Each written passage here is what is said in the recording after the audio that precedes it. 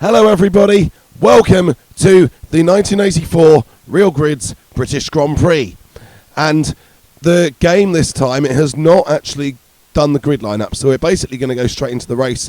Now I'm interested to see, because if you guys let me know what you think, if you feel the grid build up is too long, I might just cut races in future so they go straight into the race like this if I get a better response. But obviously people might want to know what the grid lineup is, so let me know your thoughts on this and I'll try to move future videos in that direction. Well, here's Piquet, and he is off the line. He's up against Prost, and Piquet gets away well, and Prost is behind still, and he's going to have to tuck in behind, I think, but having a look, and Lauda going for it on the Lotus. Is that eliodeangelis? Yes, I think so. And Prost having a look up the inside of Piquet already, and through goes Alain Prost into the lead. Now I believe he is still yet to take a victory this year, so Prost would love to do it today. Mclaren have been edging closer and closer. Prost had a lot of second places lately. Well, this is the time for him to try to get that win, I think. Piquet at the moment seeming to be struggling. eliodeangelis is giving him a problem, and it's certainly a problem that Piquet does not want to have, as Alain Prost continues to lead. Piquet in second, starting I think to get away from that Lotus a bit there. And there's Lauda, well, staying getting away, but then DeAngelis, that's his chance around that corner, but then he runs out wide, DeAngelis, and that's going to give Lauda a chance to come back at him, and nikilauda returns back through into third place. So McLaren looking very good in this race. They're running 1 and 3. They qualified well. Normally the Lauda at least is having to come through, but they've qualified well here. They are looking in very good shape for this Grand Prix, and Lauda might even, Piquet runs wide, Lauda might make it to McLaren 1-2. He's going to have a run, and Piquet's going to have to work harder because nikilauda is going for it, but Piquet gets more acceleration. I think the engine of that Brabham just keeping him ahead of nikilauda, and Piquet actually has had an extra boost, and he's now going to look down the inside of Prost, and he's going to take that position back. So McLaren were in a position where they could have been running 1-2, and they could have had a stable lockout on Nelson Piquet to stop him getting back into P1, but that didn't happen. Lauda failed to pass Piquet, and then Piquet got the extra run and managed to pass Prost, and Prost actually at the moment is struggling himself, and nikilauda is applying pressure to Alain Prost. So McLaren doing everything they can to try to win this race, but once again at the moment it looks like it's going away from them. Lauda running out a bit wide just like DeAngelis did. It won't give DeAngelis a run back at Lauda, but it will allow Prost to get away, and Prost in actual fact is displaying some pace again, and McLaren have got to approach this with full aggression. There is going to be one more lap to go, and Alain Prost needs to try to pass Nelson Piquet. nikilauda is back in shape there, and DeAngelis as well is in shape for it. There's Warwick, there's Mansell, the two Brits fighting for top Brit position here, and they are going at it with each other. Well, Prost continues to attack Piquet while having to defend from Lauda. McLaren are really trying to ensure they win this race, and Prost is going to try to do it again, where the lead has changed already twice in this Grand Prix, and Prost gets through.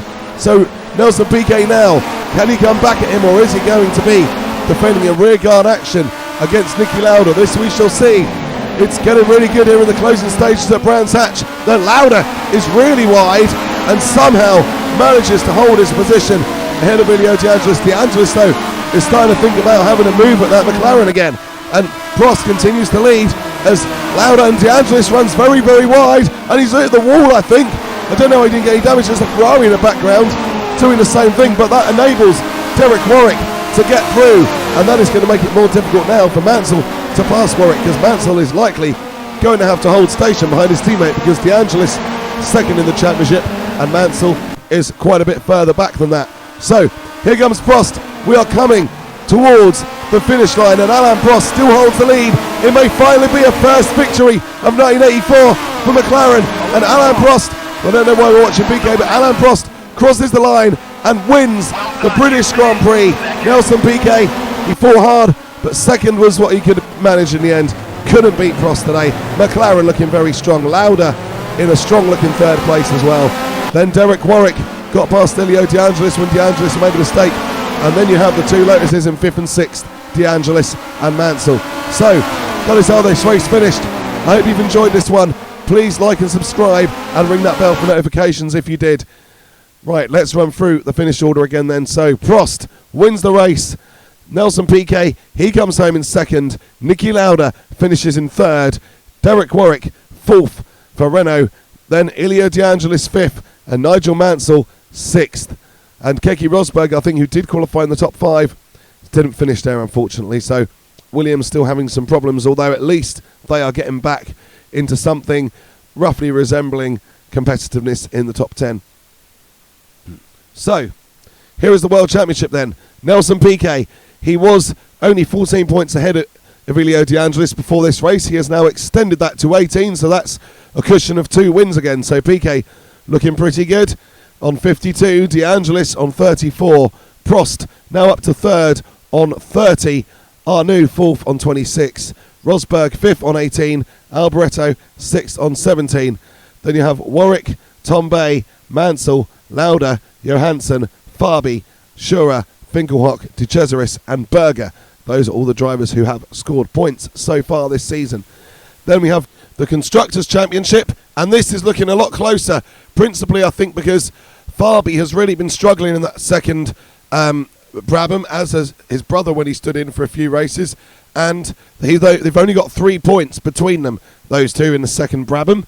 But Nelson Piquet, he's got 52, so Brabham do lead the Constructors' Championship on 55, but Lotus are not that far behind, 48, Ferrari 43, McLaren 43.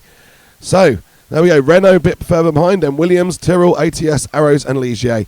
Thank you for watching, catch you soon, take care.